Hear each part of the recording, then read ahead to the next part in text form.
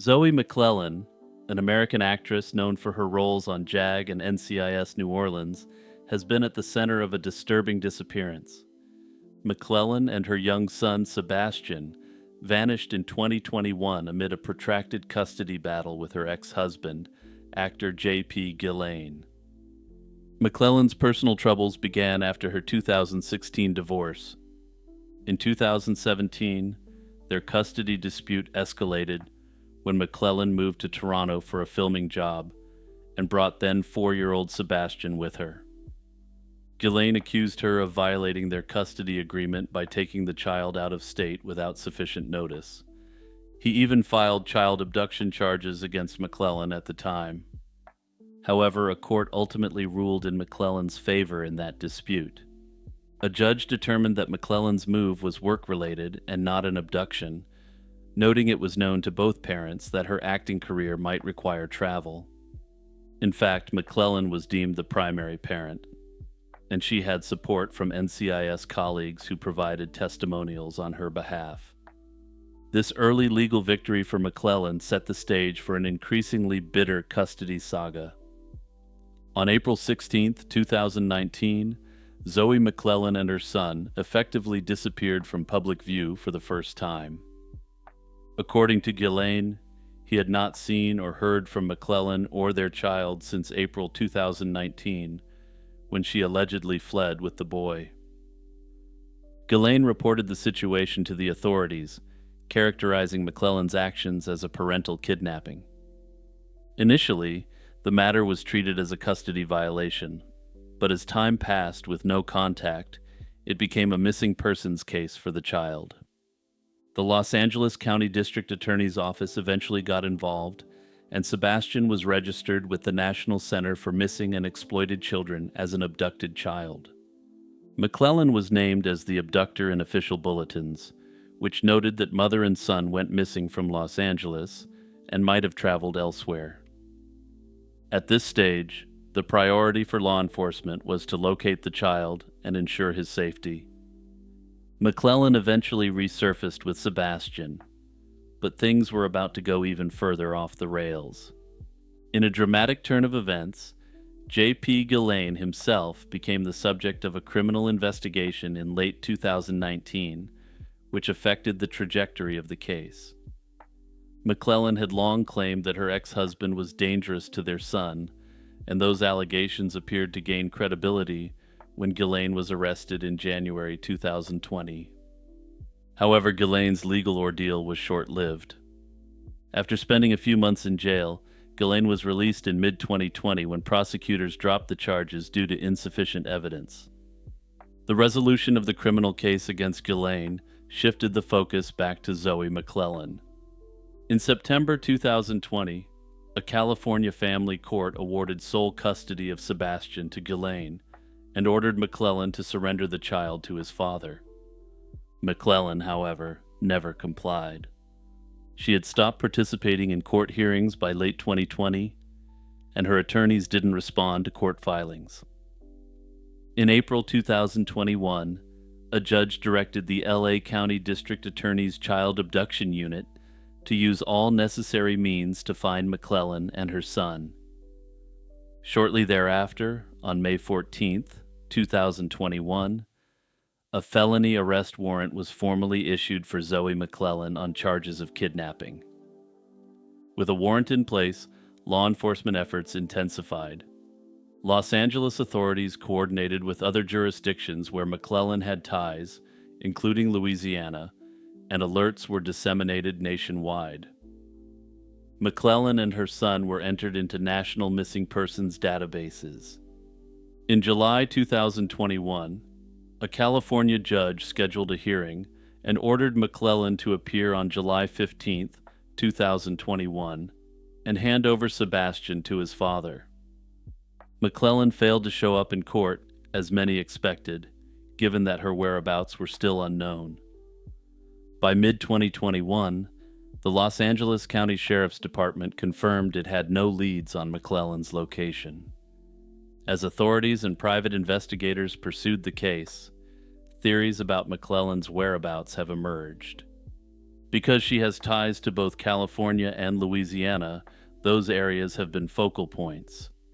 Early in the search, sources speculated that McClellan stayed in Louisiana, possibly living off the grid to avoid detection. In fact, Los Angeles investigators initially got hints in 2021 that she might be hiding somewhere near New Orleans. McClellan had lived in the region during NCIS and still had friends or contacts there, which could provide a support network for laying low. And it's important to remember that McClellan's official story is that her ex-husband is a very dangerous person. It's possible that the person or people harboring her and her son believe they're actually saving Sebastian from a horrific fate. On the other hand, there is the possibility that she left the United States entirely.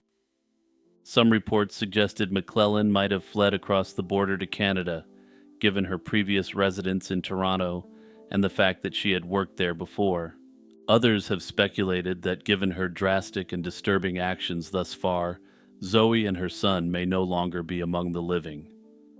And just as a quick aside, I'm somewhat surprised this case hasn't gotten way more attention, given the involvement of a decently well-known celebrity. In July 1990, the headless and handless body of 34-year-old Beverly Ann McGowan was discovered on a remote canal bank in southern Florida. Her gruesome fate shocked investigators and the public, not only for its brutality, but for the audacious con artist behind it. In early July 1990, Beverly McGowan placed a classified ad in the Sun Sentinel newspaper seeking a female roommate for her two-bedroom condo. A well-dressed British woman calling herself Alice responded, claiming to be an IBM employee transferred to Fort Lauderdale. Beverly's friends and family recall how quickly Alice charmed her. She spoke with a refined English accent and introduced Beverly to the idea of numerology, which in this case involved using personal numbers to predict one's future. Beverly, eager to bond with her new roommate, provided Alice with personal details like her social security, driver's license, and bank account numbers, supposedly for a numerology chart. And yeah, I can already predict the comments flooding in on this aspect of the case, but I digress. Just days after Alice moved in, Beverly suddenly vanished around July 17, 1990. This abrupt disappearance alarmed her siblings. They visited her condo to find the home in disarray. Beverly's car was missing, her bed unmade with her nightgown laid out, and the phone disconnected. Oddly, her two beloved cats were gone, and personal documents such as her address book, birth certificate, and passport had also disappeared. On July 19th, friends and family received handwritten letters claiming to be from Beverly, claiming she had sold her condo and was starting a new life elsewhere. The tone sounded casual, and the handwriting initially appeared to be hers, which confused investigators because there were no obvious signs she had been forced to write the notes. That same day, however, a fisherman made a grim discovery about 100 miles away: the body of a woman dumped in a canal in St. Lucie County, Florida. The victim's head and hands had been cut off, and a tattoo on her abdomen had been removed, evidently to impede identification. Despite the perpetrator's effort to mask the victim's identity, they overlooked a small flower tattoo on the woman's ankle. Further, the removal of her head had been incomplete to the point that some dental evidence could be collected. Using the tattoo and dental records, police identified the body as Beverly McGowan. Once Beverly's remains were identified, the mysterious roommate Alice became the prime suspect. Detectives quickly surmised that the farewell letters were part of an elaborate deception to delay alarm while the perpetrator fled. Investigators began retracing Beverly's steps and soon uncovered critical evidence that pointed to identity theft and fraud. They learned that someone had been using Beverly's credit cards in the days following her slaying. In fact, a woman matching Alice's description was seen on surveillance using one of McGowan's cards to purchase items and withdraw cash. Police also found Beverly's car abandoned at Miami International Airport. Inside the car, they discovered strands of hair from a wig, suggesting a disguise. This clue proved significant when authorities learned that a person impersonating Beverly had reserved a rental car at London's Heathrow Airport around the same time. According to witnesses, a person described as a man in a woman's wig picked up the rental car using Beverly's name and identification. By now, it was clear the perpetrator had stolen Beverly's identity and left the country. Detectives checked flight manifests out of Miami and discovered that Alice had flown to England on a British Airways flight under the name Sylvia Ann Hodgkinson. This name was familiar to law enforcement, and further investigation revealed it likely belonged to an Englishwoman Alice had befriended in the past. The real Sylvia Hodgkinson has never been found, and authorities suspected she might have been an earlier victim of the same perpetrator. Through this alias, police finally uncovered Alice's apparent true identity: Elaine Parent, an apparently American con artist with a lengthy history of fraud and assumed names. Identifying Elaine Parent was a major breakthrough, but catching her proved to be an enormous challenge.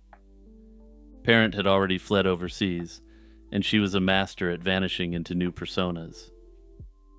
In May 1991, Interpol agents actually apprehended Parent in London for carrying a fake passport, where she was found with identification in the names of Hodgkinson and another woman.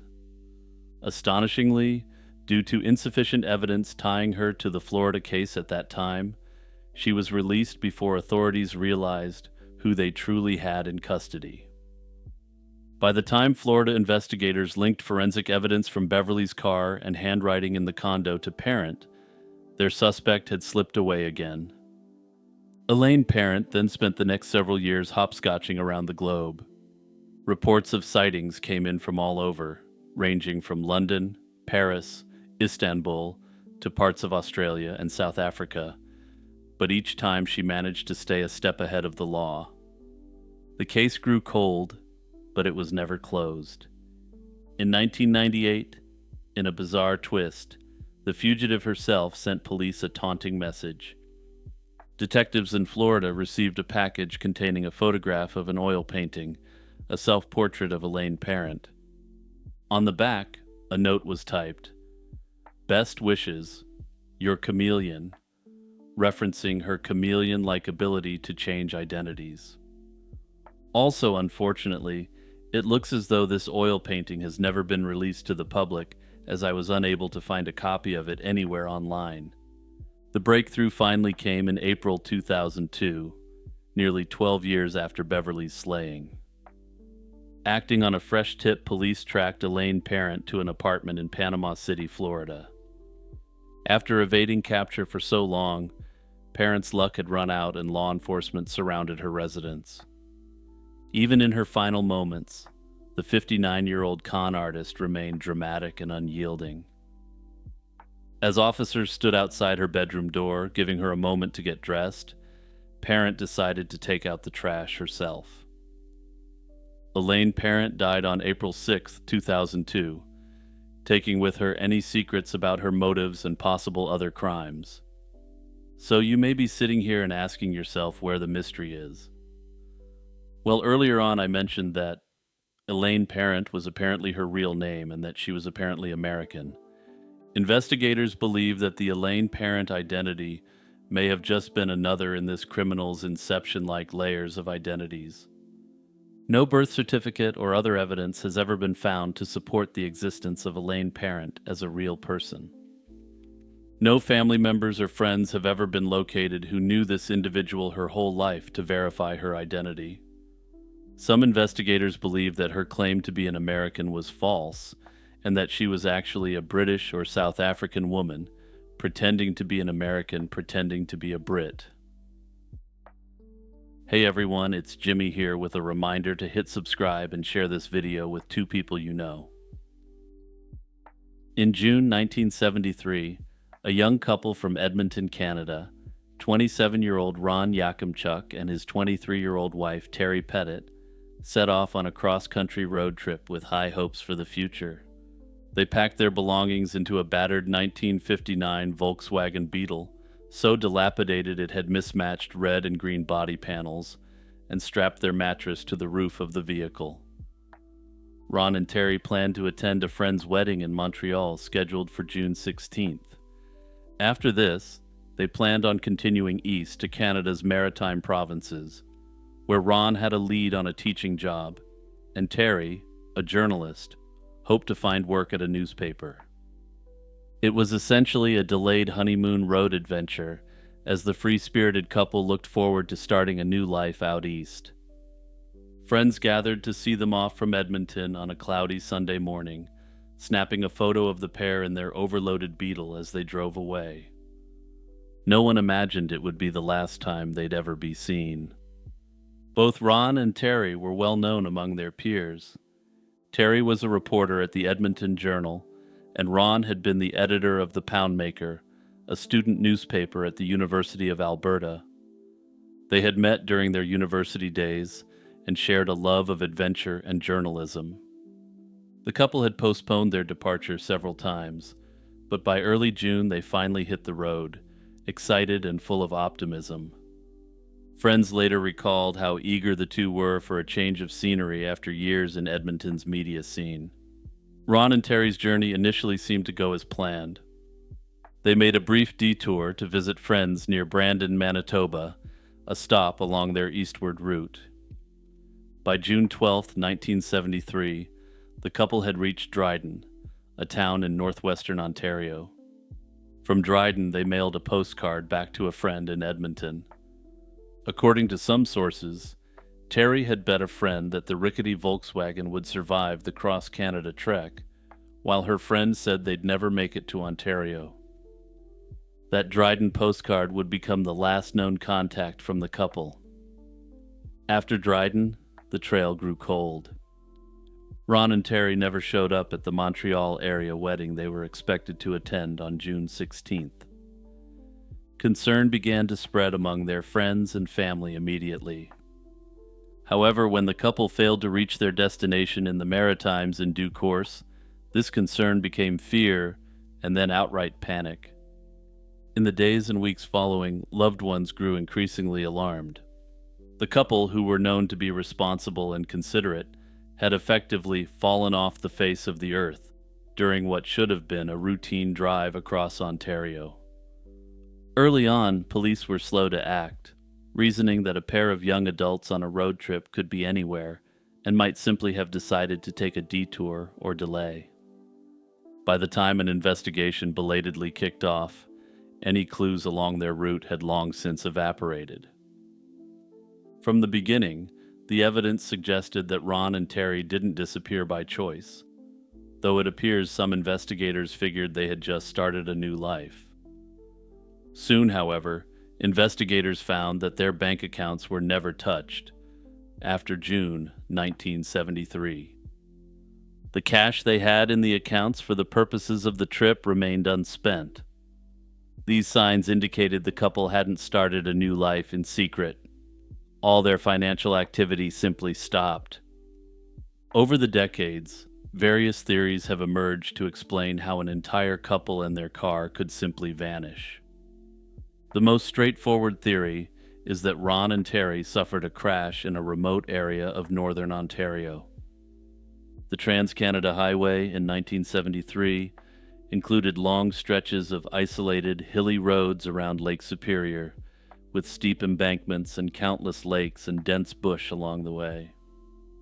It's possible the overloaded Beetle swerved off the road, perhaps to avoid an animal or due to driver fatigue at night, and plunged into a thick forest or deep lake, hidden from view. If the vehicle plunged into a body of water along a desolate portion of the Trans-Canada Highway, there would be virtually no chance they would ever be recovered. Another possibility is that the couple fell victim to foul play during their journey.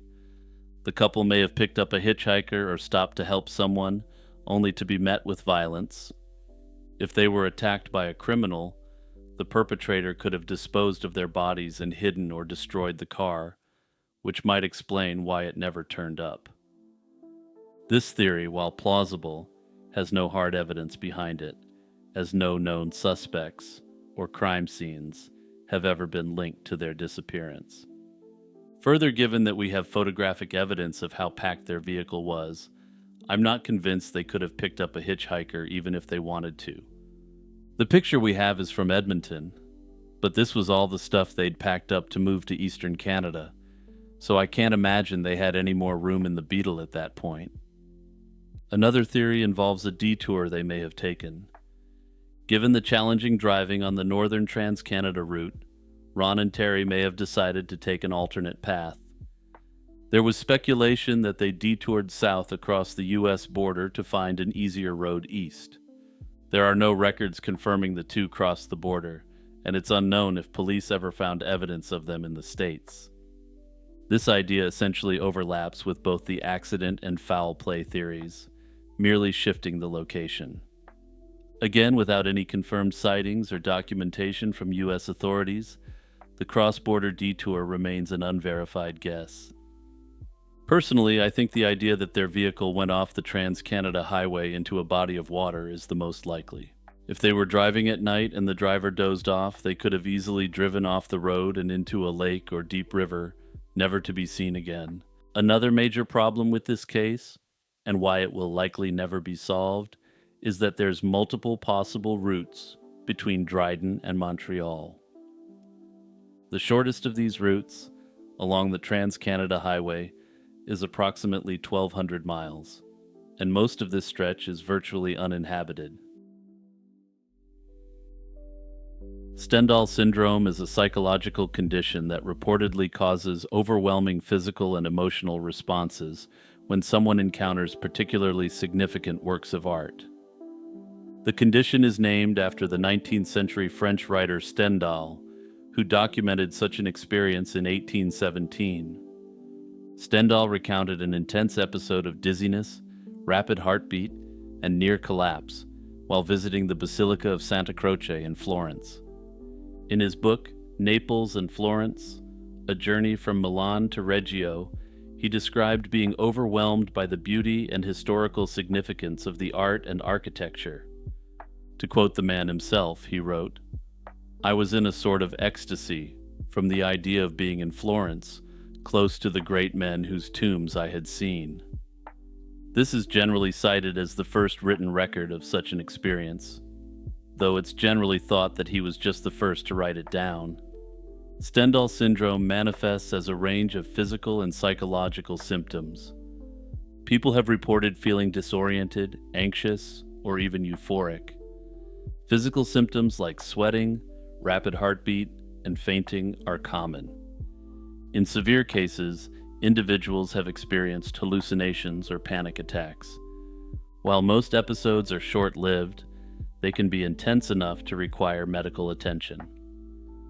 Florence remains the epicenter for reported cases, likely due to its dense concentration of Renaissance art. The Uffizi Gallery, with its famous works by Botticelli and Michelangelo, is a frequent trigger. In one notable case, a visitor reportedly collapsed in front of Botticelli's The Birth of Venus, describing an unbearable sense of beauty.